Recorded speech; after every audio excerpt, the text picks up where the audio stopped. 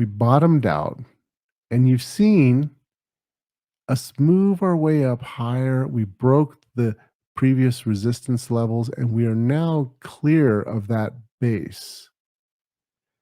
Typically, that is a sign of a trend change. Doesn't necessarily mean higher, but it does mean not down. So I think if we hold these levels and we continue to have accumulation, we could have a nice bull market that will shock everyone. Welcome to the Market Call Show, where we discuss what's happening in the markets and the impact on your investments. Tune in every Thursday on Apple Podcast, Google Play, Spotify, or wherever you listen to podcasts. Welcome to the Market Call Show podcast. This is Llanes. Today I want to talk about some things that are on my desk. I was looking at the markets over the weekend, and actually we just picked up a Wall Street Journal just to see what the Wall Street Journal was saying. And it was so amazing because I was able to mark up this entire Wall Street Journal because there was so many different stories that are out there, I think, that are confusing investors, that are getting people a little off track. It's very, very easy to not feel a sense of unease. And the more I look at this, the more I feel and see evidence that we have some significant changes that are actually going to be for the better, and that it's time to actually start thinking that way. I'll tell you why I think a lot of people are having a lot of angst. I'm going to share my screen here with you because it's pretty clear what's happening. This is a chart of some benchmarks that we follow for various investors. There's three different charts here. One of them is a growth investor chart, and that basically is the blue line. And you can see that one moved up really fast and then came down and is kind of just above the midpoint. I'm looking right now over the last 3 years' performance. And that growth standard benchmark, if you will, is basically a benchmark blend of stocks and bonds. And it is looking at the total returns going over the last 3 years. So this is kind of what I would say what a good investor has done over the last 3 years. And the balanced line, which is kind of a yellowish line, that is more of a investor who is more like, say, 60% stocks and 40% fixed income. And then we have the conservative line, which is the total return for conservative investors, which is more like 30 to 40% fixed income, or equities, and the rest in fixed income. And if you look at the totals, you can see those high ranges, right? You know, we had a big bump up over the last 3 years for a growth investor who was very aggressive. And, you saw a run up of like 49%. And then you see it come down pretty dramatically, actually. And many gains were shed in a very short period of time. We saw, November 21st, or 2021, we saw the peak, and then we came down and we hit a bottom in October of 2022. And we've kind of been stabilizing with a lot of gyrations, a lot of movement up, a lot of movement down. This has caused a lot of angst in the market. This has got a lot of people making irrational decisions. You're seeing that with investors and in the money flows. People are taking more money out than they should now.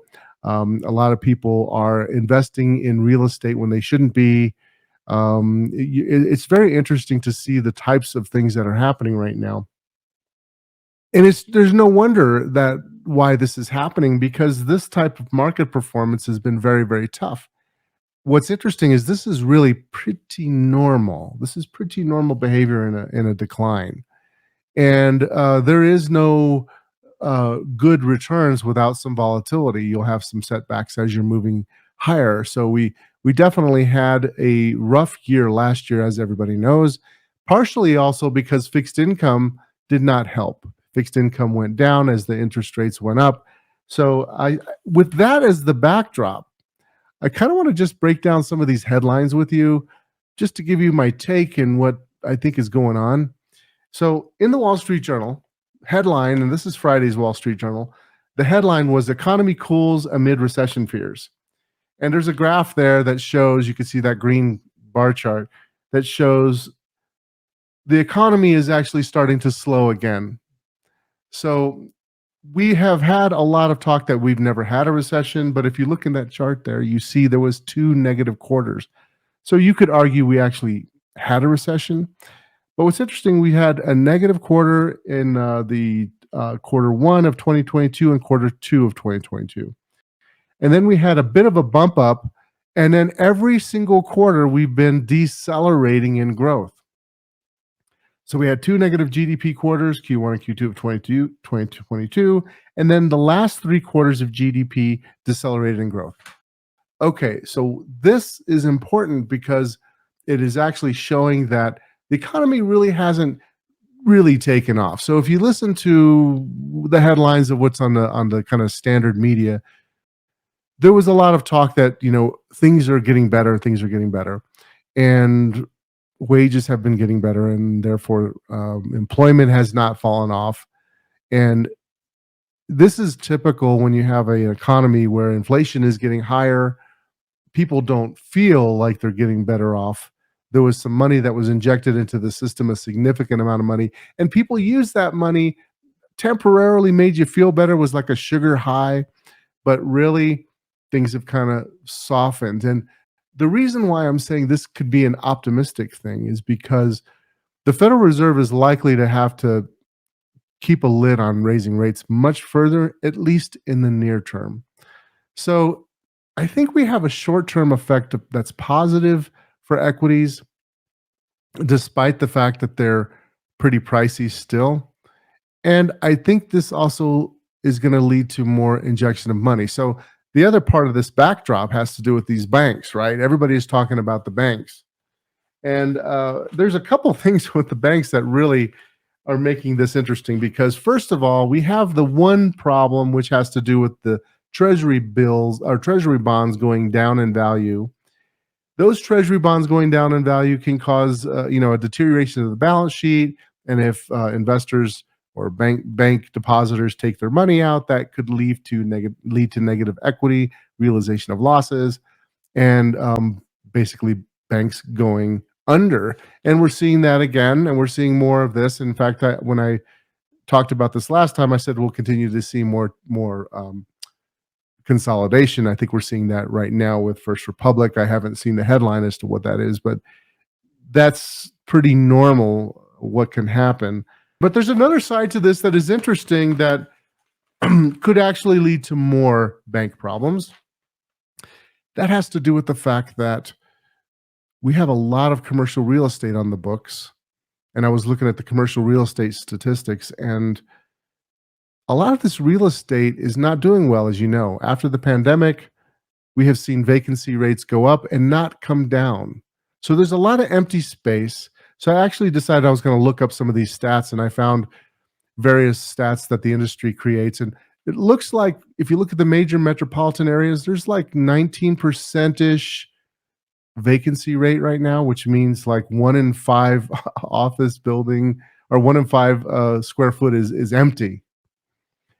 Okay, so that's a lot. People think, well, that doesn't sound like much. Well, normally in a healthy market, a vacancy rate of 5% or less is considered healthy. Once you get over 5, it's like, well, that's very weak. We're sitting at 20 or close to 20% right now. Could that be the bottom and maybe things get better from here? Perhaps. But in the meantime, we have to look at those asset valuations. There's a lot of scuttlebutt that many of these real estate properties have loans that are coming due and they're going to need to be refinanced. The question becomes how much credit availability will we have to refinance these real estate loans? I actually think they're going to have to be refinanced some way because if they don't, they're going to be owned by the banks, and the banks don't want to own them. And there's going to be some kind of a liquidation. So that would be the worst case scenario. You have a bunch of deteriorating asset values, liquidations that are forced, and more banks have more problems and more money gets printed. And we go into a even worse kind of financial crisis. This is possible, and I think there's a lot of fears with that. My thought process on that is that we're going to have a slowdown continuing, but we'll probably have a bump up in equities in the process. just because there's more liquidity being put into the system. Employment is fairly strong. There's lots of layoffs, though. As you're going through the headlines, you look and there's lots of companies that are laying off. But it hasn't really cracked those unemployment figures yet to really get people's attention. So another big thing is this election, that a big positive thing, I should say. Typically, when you have an election coming up, there's more fiscal policy or more loose fiscal policy and more loose monetary policy, and that has been good for stocks. So historically, that leads to a good year in stocks. So that could be in play right now, and you could see nice moves up. So that's something to consider. When you look at it, when you break down this election information, there's just a lot of noise going on. We have, the Democrats reject starting talks on debt. Okay, this whole debt conversation is so interesting because we have this debt limit, which is kind of like a credit card limit. It says, okay, you can't use more than a certain amount of debt. Well, we just keep moving it up and up and up. In fact, there's a graph of that in the Wall Street Journal, which is pretty interesting. You look at the long-term debt just goes up and up and up and up, right? And it always just keeps changing. They keep changing it higher. It reminds me, it's kind of like, let's say you have a wife or a spouse that refuses to stop using the credit card. They max out their credit cards and they say, oh, I want you to increase that limit for me. So I can go buy some more goodies. Maybe I'm going to buy me a new purse, Gucci, a Chanel.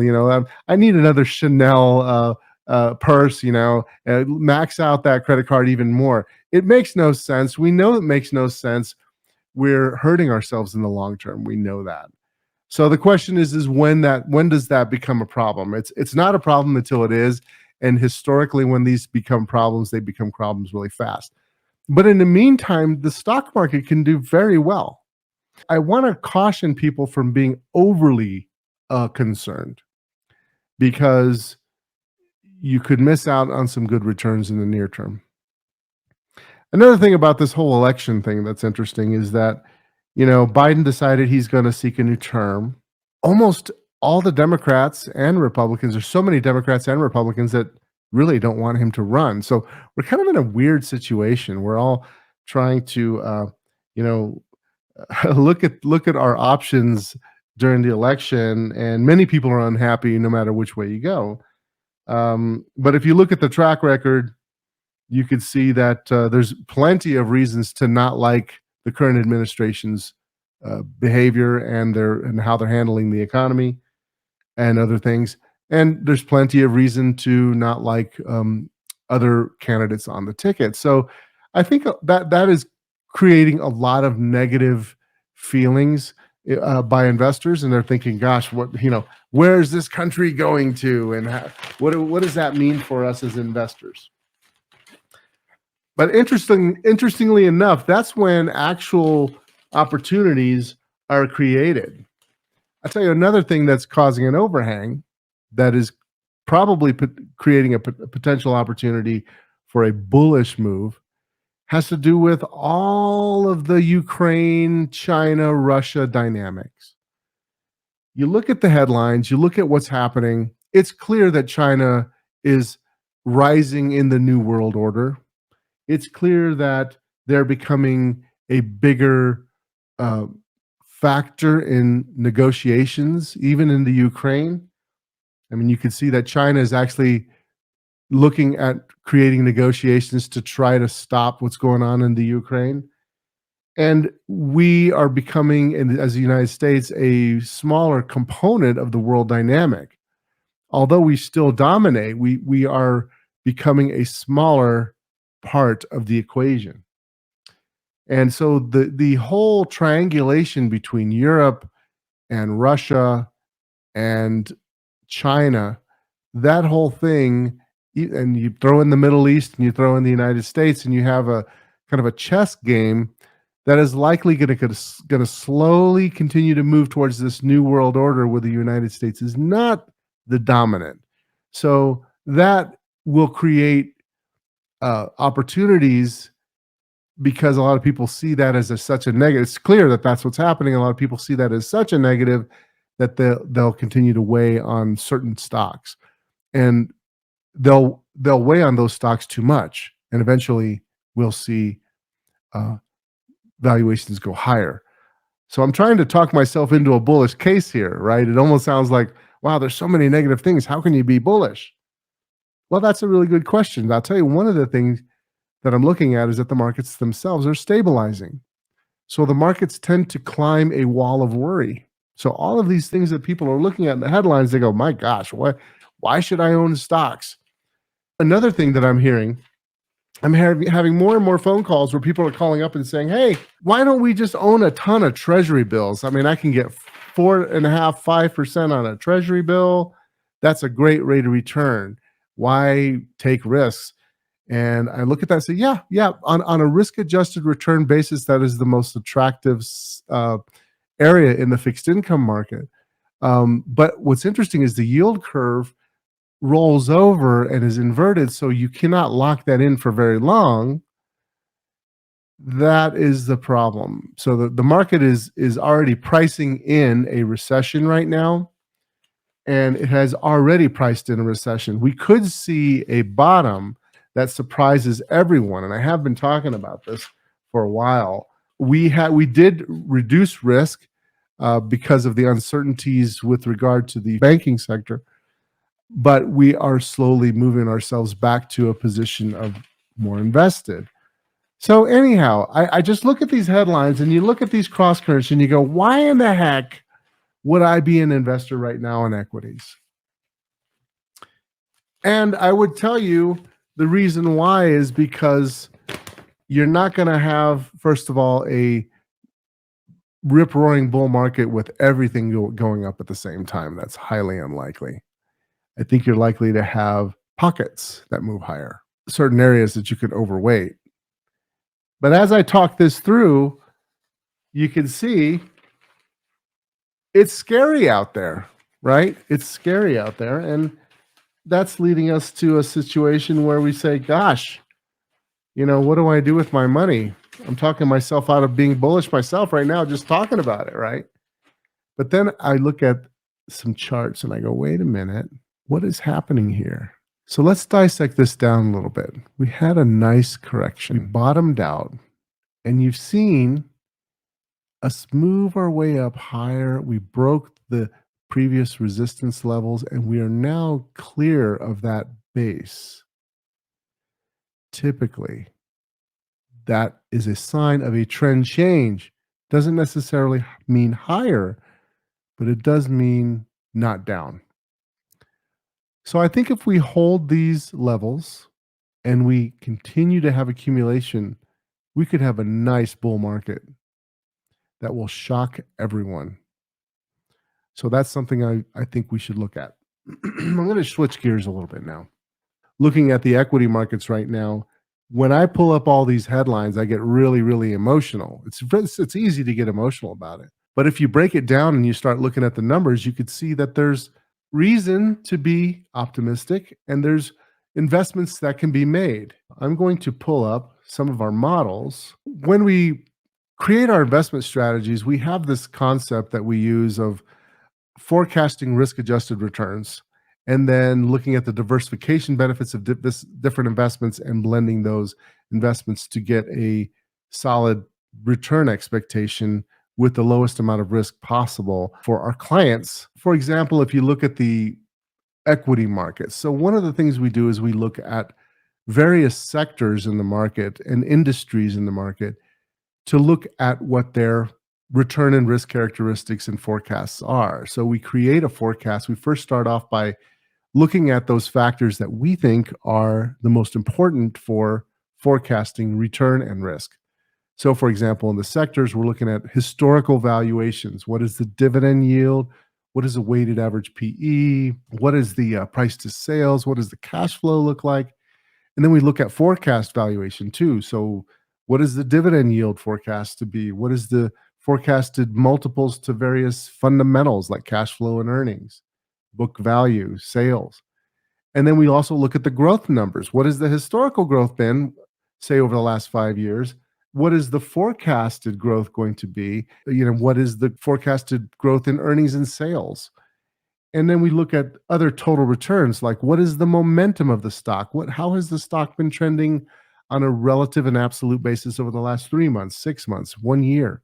And how does that look relative to each other? Because companies that have good momentum intermediate term tend to have good returns, above average returns in the future periods. What does that look like? What is the volatility of it? What are some of the risks involved in terms of not only price volatility, but also fundamental volatility? Like, for example, we use metrics for quality, and the quality metrics look at margins and look at debt levels and look at how much the quality of those earnings, and those tell you a lot about the basic risks from a fundamental perspective. And then risks should also be filtering into the price volatility, and typically there is a strong correlation between the fundamental risks and the price risks. But we like to look at both of those metrics, because sometimes you can have fundamental risks look small, but the price risks start increasing, and oftentimes those price risks increasing are more correct than the fundamental risks, because there's a lag between when fundamentals change that you actually see. You can take it one step further with qualitative analysis and look at the nature of the industry. What are the competitors? What are the inputs? The volatility of the expense inputs, the revenue inputs, who are their customers? And you can really, really get deep on that. And you could try to assess at another level what those risks are and returns. What are the new products that they're coming up with? What are the new services that they're coming up with? What's the dynamic with regulations that's affecting them? We could really go down a rabbit hole with all that. But ultimately, those figures will show up in the quantitative data. So if you look at that and we say, okay, what are these different factors? We have to be able to kind of normalize them and say, okay, well, how much do we weight each one of these factors, and how important are they? And how can we normalize those so that we can get rid of outliers and look at what is a meaningful signal for each one of these factors? So that is kind of our next step that we do in this process. And then from there, we say, okay, now let's look at the comparatively speaking for each factor, how is each sector positioned? Like, for example, how are gaming stocks positioned relative to cybersecurity stocks, or clean energy stocks relative to the Japanese stock market, or gold miners compared to video games and biotech and self-driving cars, and Latin American stocks, robotics and artificial intelligence, semiconductors, jets.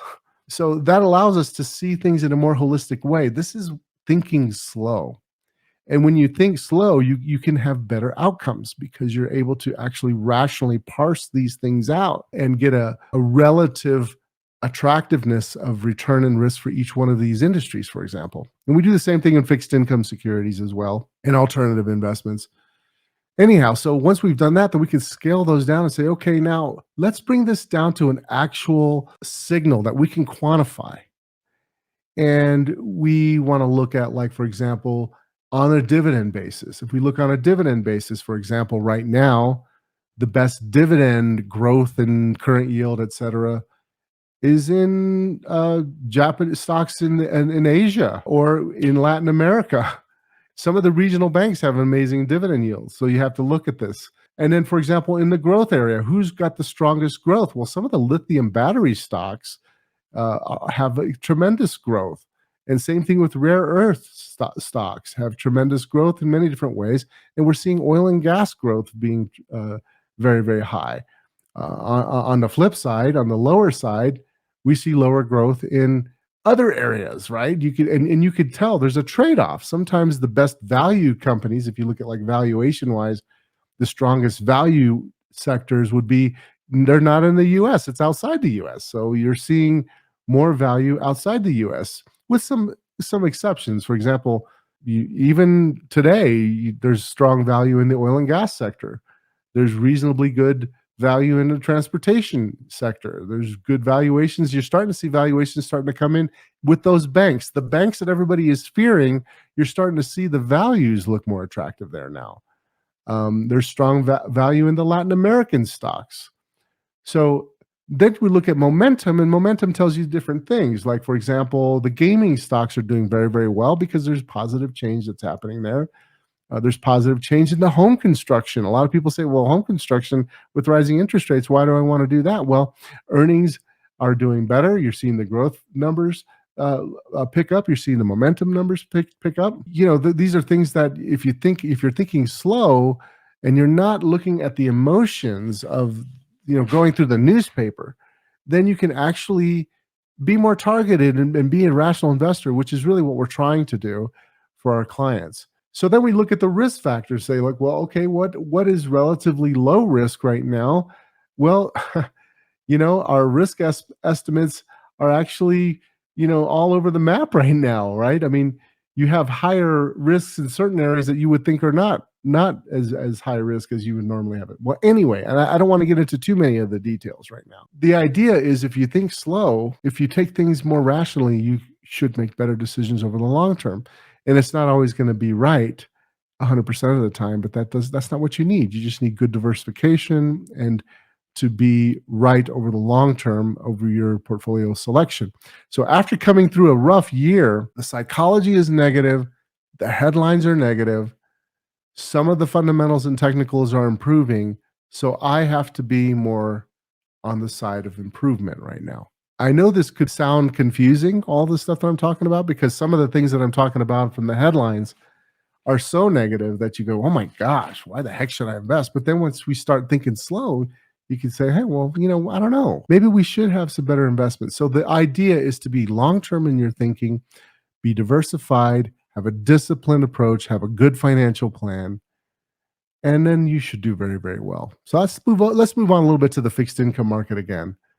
So if you take that same rationale and you say, okay, what are the return factors that make sense for fixed income? Well, we want to look at the yields. What is the yield that we're going to get if we invest in certain sectors? You can look at the government bonds, corporate bonds, mortgage bonds, inflation protected bonds, international bonds, municipal bonds, T-bills. There's various sectors you can look at. So what yields are we getting across these different sectors? And what kind of duration risk am I taking? The longer the maturity, the more risk you have, interest rate risk in a fixed income market. What am I taking risk from a duration perspective, and what am I taking risk from a credit perspective? What are the allocations to various credit ratings, AA, AAA, triple B minus? What is that risk, the credit risk? And then what is my overall expected rate of return based on that? One thing it's difficult to forecast is the direction of interest rates, but what you can do at any moment in time is you could say, okay, right now, this is the yields that I could get in this particular investment. This is the credit risk I'm going to take. This is the duration risk. And what is a rational way for me to split my fixed income investment right now? Once you do that, then you could do the same thing. You can normalize your factors. You could say, okay, now what are the most attractive fixed income? And not surprisingly, right now, treasury bills are attractive, but it's not the only thing that's attractive. We've had some fairly good returns in the tips, but overall, it's dominated by investment grade, shorter duration securities right now. If we have a recession, there's going to be a longer term move. So if you factor in changes in interest rates, you could have wildly different returns. So one of the factors that we do look at is what is the relative momentum of these fixed income markets? Because if we have a shift that's moving towards long term or whatever other sector, we will also want to take advantage of that. We'll see that in the momentum numbers that will change our expected return factors. Basically, and you don't want these factors to change. You want them to be more stable factors that have a long-term record of adding value, and you want to be diversified. You don't want to overly weight one versus the other, because if you get too tactical, sometimes what will happen is that you can severely underperform. We're looking for more robust, reliable type returns relative to what the opportunities are in the global markets, not just in the US, not just stocks, not bonds, but also alternatives.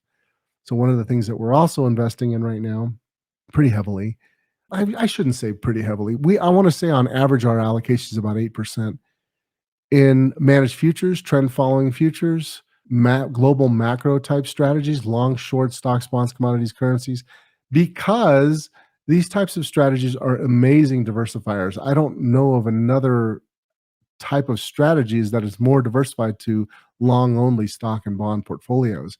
And they also tend to do very well when you have crisis, that when you have big trends that are unexpected, these strategies typically will profit from those That could be during periods of time when stocks and bonds don't do well. So, for example, last year, they did very, very well as interest rates rose, short positions in bonds went up. As commodity prices moved, they were taking advantage of those, both long and short. Energy prices moving higher, taking advantage of oil, gas, natural gas moving lower. So these are the types of things that are good to have as diversified in the portfolio. Of 8%, by the way, of the overall portfolio mix on average for clients.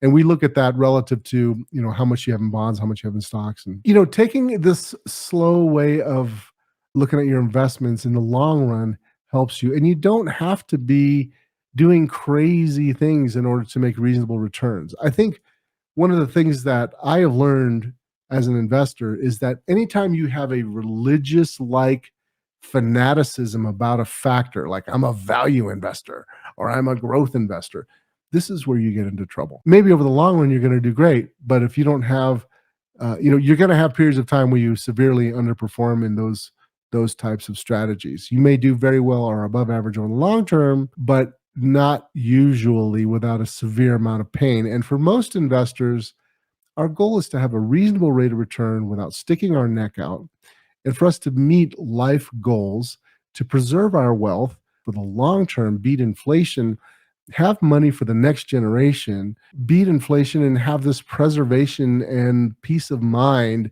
that having an investment strategy that is well diversified and adaptable to changing market conditions is the key. So, with that said, I've kind of rambled a little bit on about various things, but I started off this session talking about how the headlines look bad. We have plenty of reasons to not think we should invest, to coming down to the numbers and rationally looking in the market and saying, you know what? I get why you're feeling bad. Let's stay focused on the numbers and we're going to do just fine. Well, that's all for now. I hope you guys are having a great day. Llanes signing off, and we'll talk to you later. For the latest episode of the Market Call Show, make sure to like, subscribe, and follow us on Facebook, Twitter, and YouTube. Go to marketcallshow.com for all our past episodes and sign up to get alerts for new episodes. If you enjoyed the content of this episode, please leave us a 5-star review and comments. The information in this podcast is informational and general in nature and does not take into consideration the listener's personal circumstances. Therefore, it is not intended to be a substitute for specific, individualized financial, legal, or tax advice. To determine which strategies or investments may be suitable for you, consult the appropriate qualified professional prior to making a final decision. WealthNet Investments is a registered investment advisor. Advisory services are only offered to clients or prospective clients where WealthNet Investments and its representatives are properly licensed or exempt from licensure.